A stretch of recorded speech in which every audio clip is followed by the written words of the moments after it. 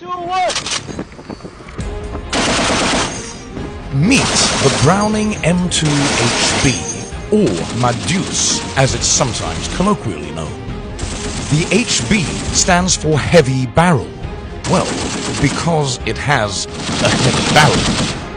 M2 has been in standard US military service longer than any other firearm still in service.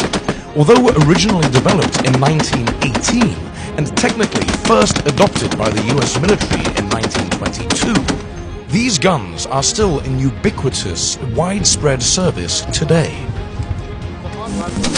This is Military Mechanics, and today we will look at the M2 Browning. This amazing gun really is testament to John Browning's genius in firearms design. Internally, this gun is almost a copy of the Browning .30 caliber.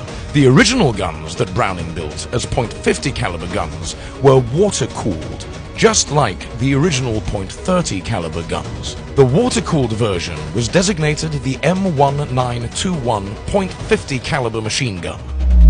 The problem was, most of the other service branches wanted a different sort of tweaked version of this gun.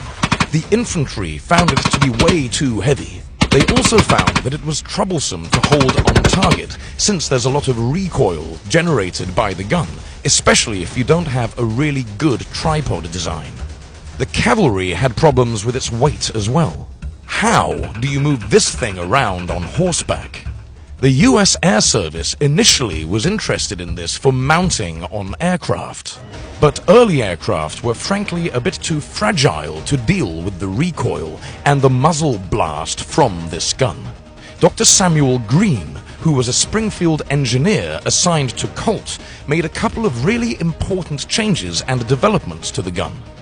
One of them is the iconic charging handle.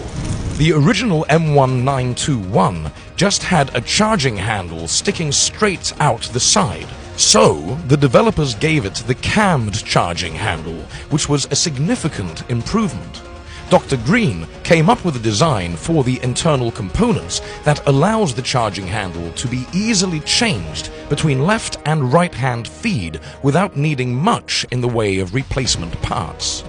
By 1933, the gun was redesignated as the Browning M2. When this was first developed for World War I, it was intended to be an anti-tank gun and also an anti-aircraft gun. However, by World War II, it was not really an